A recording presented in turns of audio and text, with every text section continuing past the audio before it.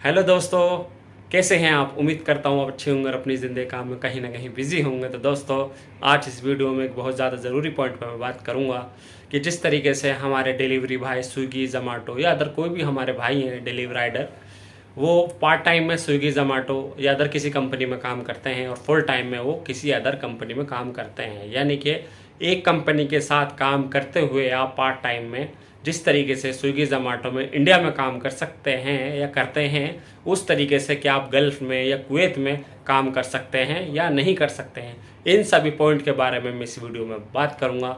तो please video को आप लास्ट तक वॉच कीजिएगा, स्किप बिल्कुल मत कीजिएगा। अगर आप स्किप करके छोड़ कर वीडियो देखेंगे तो आपको बात समझ में नहीं आएगी और आप कमेंट करेंगे। तो वीडियो को आप लास्ट तक कंटिन्यू वॉच कीजिएगा। वीडियो थोड़ी भी अच्छी लगे तो वीडियो को लाइक करना ना भूले, और चैनल पर न्यू है, चैनल अभी तक सब्सक्राइब नहीं किया तो भाई एक बार चैनल को सब्सक्राइब जरूर कीजिएगा शाह बिजनौरी को, क्योंकि इस चैनल पे मैं कुवैत के रिगार्डिंग और जितनी भी डिलीवरी जॉब्स हैं और अदर जॉब्स हैं सबके बारे में आपको बताता रहूँगा टाइम टू टाइम।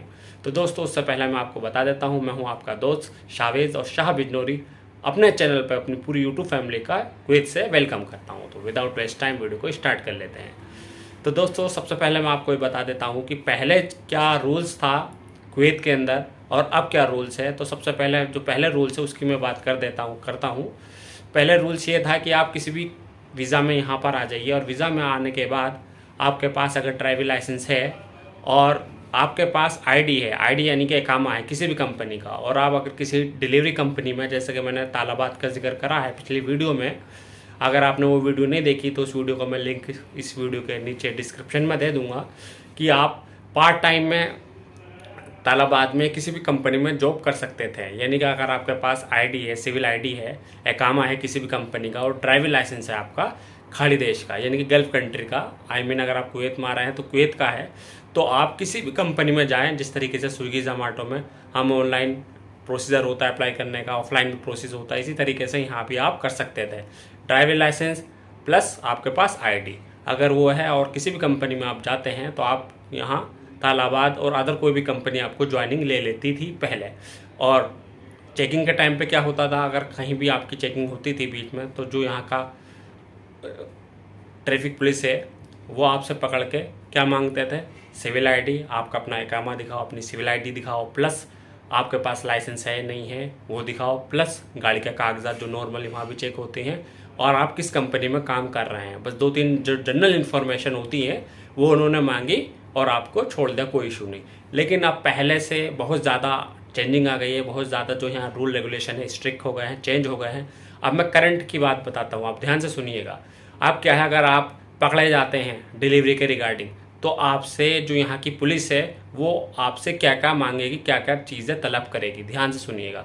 सबसे पहले आपका जो ड्राइविंग लाइसेंस है वो मांगेगी, और ड्राइविंग लाइसेंस से पहले आपकी आईडी, सिविल आईडी जिसको अरबी में यहाँ इकामा बोलते हैं, इकामा प्लस आपकी सिविल आईडी दोनों उसी कंपनी की होनी चाहिए जिस कंपनी में आप काम कर रहे हैं। अगर आप डिलीवरी कंपनी में काम कर रहे हैं तो आपकी जो सिविल आईडी है डिलीवरी कंपनी की होनी चाहिए। अगर आप किसी दूसरी कंपनी में काम करते हैं, कोई भी XYZ किसी भी कंपनी में काम करते हैं, और आप राइडिंग के दौरान पकड़े जाते हैं और आप वही सिविल आईडी दिखाते हैं जो आप जिस कंपनी में पहले काम कर रहे हैं, यानी कि आप तालाबाद में काम कर रहे हैं, तालाबाद की आप आईडी नहीं दिखाते हैं, किसी दूसरी कंपनी की आईडी दिखा देते हैं, काम दिखाते हैं, तो उस केस में आप पे फाइन लगेगा, पेनल्टी पड़ेगी और हो सकता है आपको इंडिया भी रिटर्न कर दिया जाए। तो मैं बात कर रहा था क्या क्या डॉक्यूमेंट्स मांगे जाते हैं। सिविल आईडी मांगी जाती है, इकामा मांगा जाता है जिस कंपनी में आप डिलीवरी कर रहे हैं, चाहे वो कोई भी कंपनी हो। पहले ऐसा नहीं होता था। दूसरा, आपका लाइसेंस मांगा जाएगा। हाँ, आप जो नॉर्मली आप 2 व्हीलर है, 4 व्हीलर जिससे भी आप काम कर रहे हैं उसका लाइसेंस मांगा जाएगा। प्लस में आपका हेल्थ सर्टिफिकेट भी अब मैंडेटरी हो गया, कंपलसरी हो गया। पहले ये नहीं मांगा जाता था, साथ में हेल्थ सर्टिफिकेट भी मांगा जाता है। प्लस में अगर आप तालाबाद की डिलीवरी कर रहे हैं तो तालाबाद की प्रॉपर आपके पास यूनिफॉर्म प्लस बैग, और जो कम्प्लीटली जो कंपनी आपको काम के टाइम पर डॉक्यूमेंट फॉर्मेलिटीज़ प्रोवाइड करती है वो होना ज़रूरी है। इट मीन्स जो ज़रूरी चीज़ है वो मैं आपको बता रहा हूँ। आपके पास लाइसेंस होना चाहिए, लाइसेंस के साथ साथ जिस कंपनी में भी आप काम कर रहे हैं उस कंपनी की आईडी होनी चाहिए, उसी कंपनी का आपका बैग प्लस आपकी टी-शर्ट, उस पर बाकायदा लोगो भी होना चाहिए जिससे कि साफ साफ मालूम हो कि आप उस कंपनी में काम कर रहे हैं। ऐसा नहीं कि आपने कोई फर्जी जो है टी-शर्ट पहन ली और उस पर आपने फर्जी लोगो बना लिया, ऐसा बिल्कुल नहीं होगा।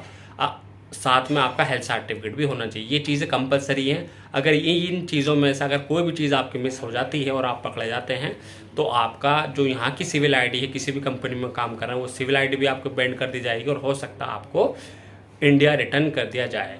तो ये करंट अपडेट है, और जो अपडेट ये है अभी फ़िलहाल ये पूरी तरीके से फॉलो नहीं हुआ है, अप्लाई नहीं हुआ है, और आने वाले टाइम में क्योंकि सितंबर स्टार्ट हो गया है, हो सकता है नेक्स्ट मंथ में ये अप्लाई हो जाए। अब तक काम ऐसा होता था कि जैसे कि इंडिया में भी है कि आप पार्ट टाइम, फुल टाइम में आप किसी कंपनी में काम कर रहे हैं, पार्ट टाइम में आपने स्विगी जोमेटो पकड़ लिया। इस तरीके से लोग यहाँ भी कर रहे थे। किसी कंपनी में यहाँ काम कर रहे हैं, एकामा उसी कंपनी में है, यानी कि जिस कंपनी में वो 8 घंटे 10 घंटे काम कर रहे हैं, साथ में पार्ट टाइम में उन्होंने तालाबाद पकड़ लिया, कोई दूसरी कंपनी पकड़ ली, उसमें आराम से काम कर रहे हैं।